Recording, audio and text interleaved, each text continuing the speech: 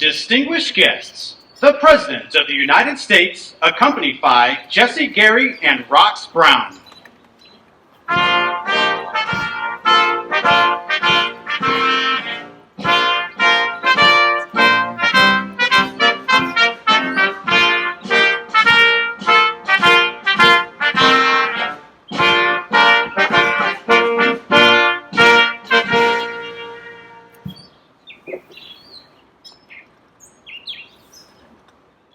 Good afternoon. My name is Jesse Gary, and I'm the President and CEO of Century Aluminum Company. President Biden's announcement today is critical to the success of my company and the strength of our economic and national security. From electric vehicles to missiles, aluminum is a key component in most aspects of our modern economy and critical to our national defense. Tripling tariffs on aluminum from China, which continues to build up overcapacity and engage in non-market actions, will allow our business and our workers to compete. Our workers are highly skilled, productive, and committed, and I'm very proud of the strong partnership that we have with the United Steelworkers.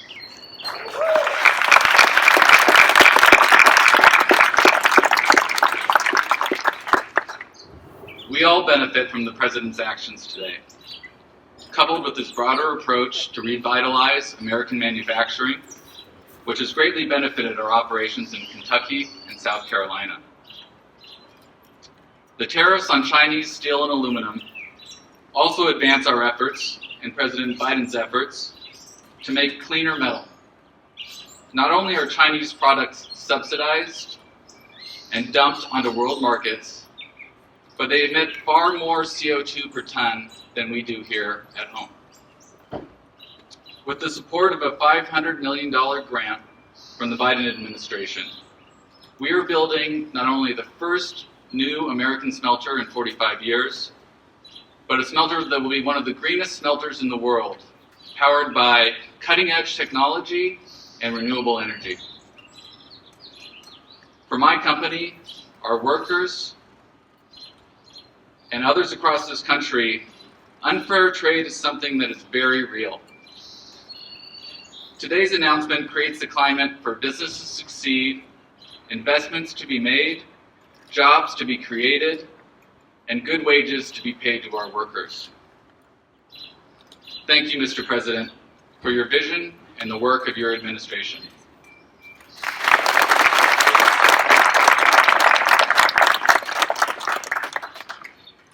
Good afternoon. My name is Roxanne Brown, and I'm International Vice President at Large for the United Steelworkers Union. The Steelworkers is the largest industrial union in North America, so the work of President Biden and his administration is especially consequential.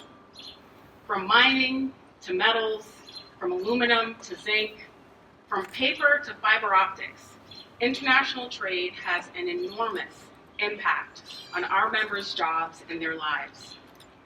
Just about a month ago, we hosted President Biden at our headquarters in Pittsburgh, and there our union's international president, Dave McCall, spoke of the decades-long partnership we've had with President Biden, dating back to when he first ran for Senate. And all of that time, we've never questioned his commitment to working people. He is the most pro-worker, pro-union president we've ever had.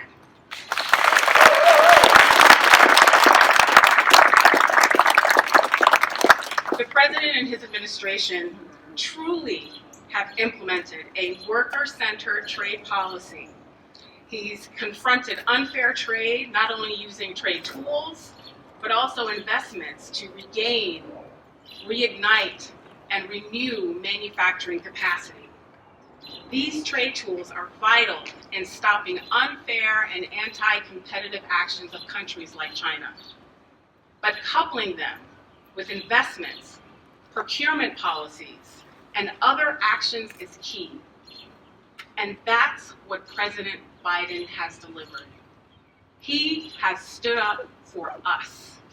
From the CHIPS Act to the Inflation Reduction Act, he's doing what no other president in my lifetime has done. President Biden's trade policy is about making sure that everyone can participate and everyone can win. It is truly my honor to introduce the President of the United States, Joe Biden.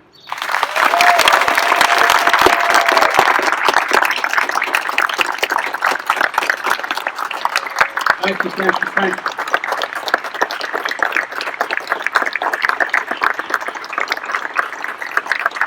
I assume you're standing in case you have to run when the rain starts. Please, have a seat. Rox, thank you very much for all you do to fight for American steelworkers. I mean that sincerely.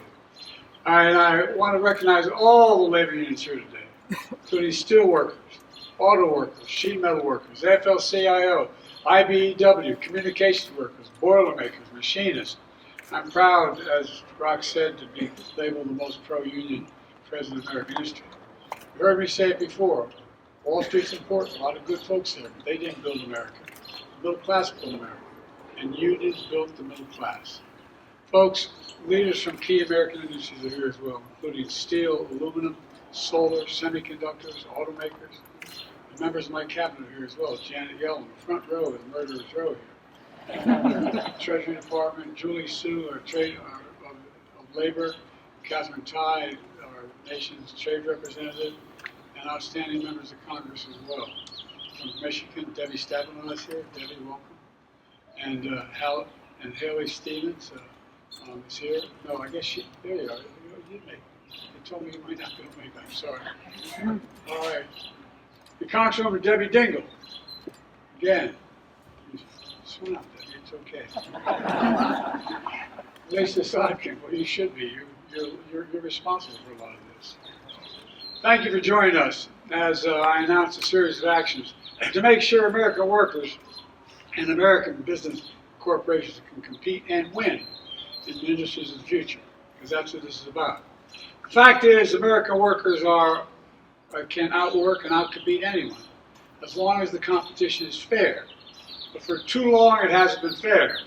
For years, the Chinese government has poured state money into Chinese companies across a whole range of industries: steel and aluminum, semiconductors, electric vehicles, solar panels, the industries of the future, and even critical health equipment like gloves and masks. China heavily subsidized all these products, pushing Chinese companies to produce far more than the rest of the world can absorb, and then dumping the excess products onto the market at unfairly low prices, driving other manufacturers around the world out of business. You know, I won't go into it, but we were talking today about how many aluminum plants there used to be and how many there are now. Price is unfairly low because Chinese companies don't need to worry about a profit, because the Chinese government subsidizes them and subsidizes them heavily. The Chinese relies on other anti-competitive tactics as well, like forcing American companies to transfer their technology in order to do business in China. I spent a lot of time with Xi Jinping. Early on, I told him, he said, why am I being unfair with China? I said, look, we'll play by the same rules if you want. If you want to do business in China, you got to have a 51% Chinese owner. You got to provide access to all your intellectual property, etc. You want to do that in America? Silence. Sometimes they just outright steal through cyber espionage and other means. And it's been well documented and internationally recognized. And when you make tactics like these, you're not competing. It's not competition. It's cheating. And we've seen damage here in America. To name one example, back in 2000, when cheap steel from China began to flood the market, U.S. steel towns across Pennsylvania and Ohio were hit hard. And any of you from those areas know well. More than 1,800 iron workers and steel workers in Pennsylvania and Ohio lost their jobs.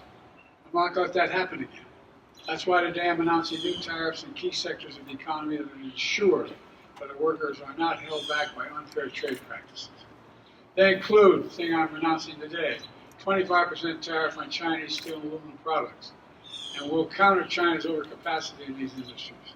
And we're making major investments in clean American steel and aluminum. Clean American steel and aluminum. It's a big deal.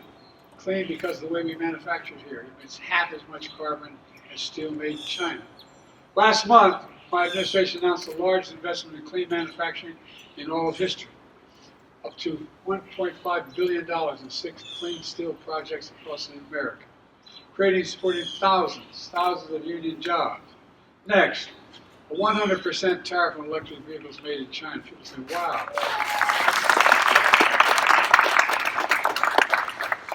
Because we're not going to let China flood our market, making it impossible for American auto manufacturers to compete fairly.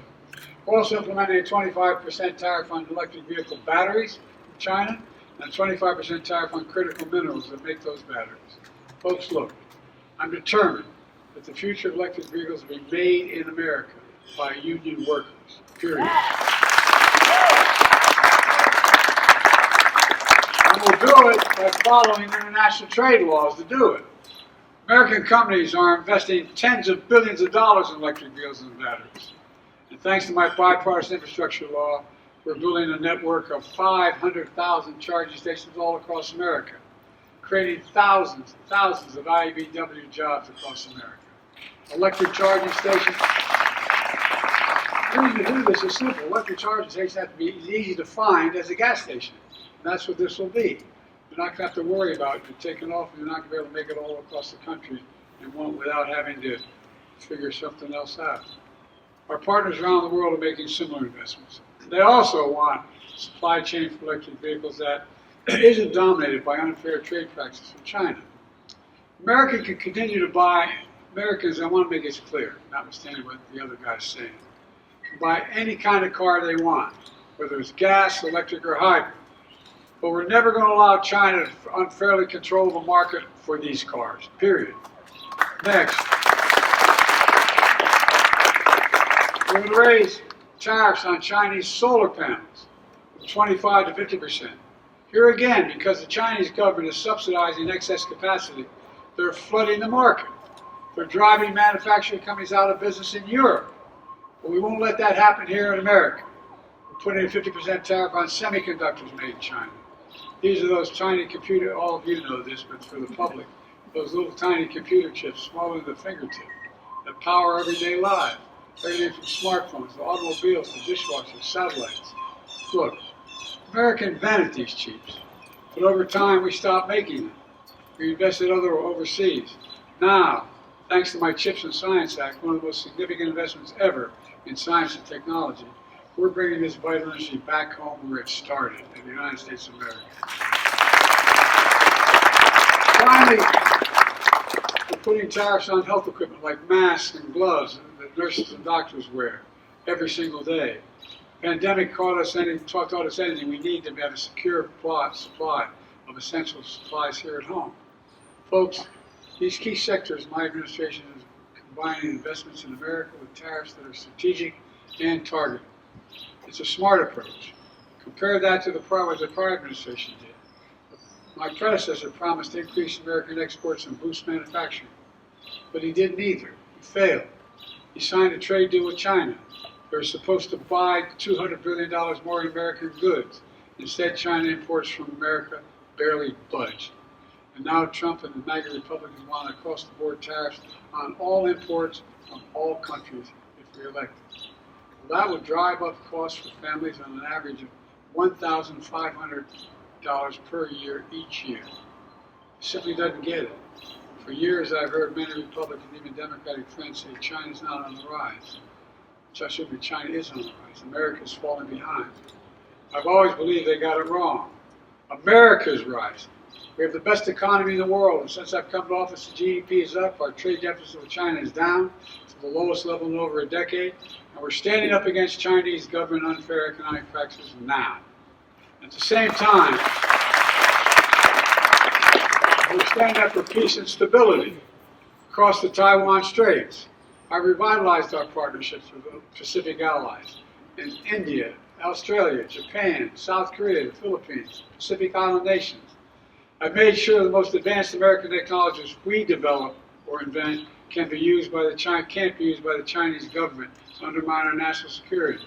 Frankly, before it rains, for all this tough talk on China, it never occurred to my predecessor to do any of that.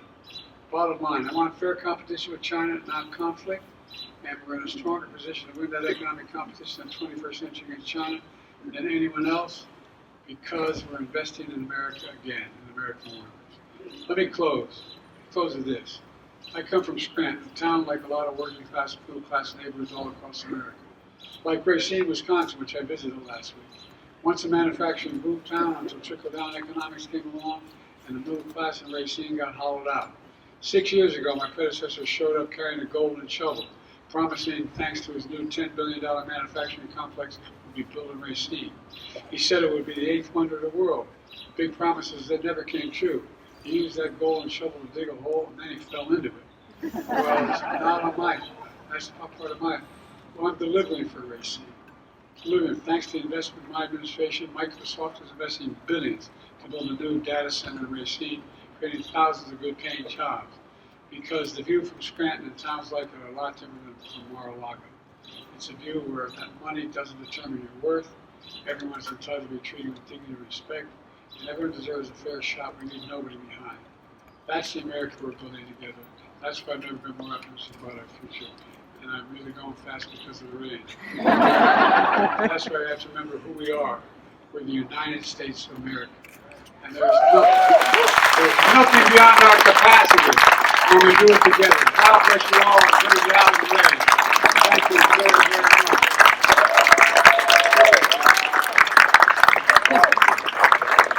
Thank you.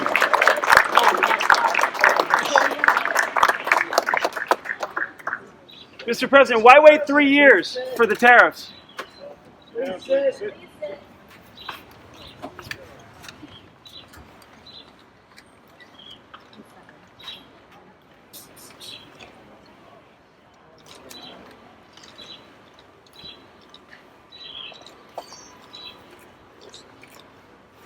Our lunch. That's what Trump said today.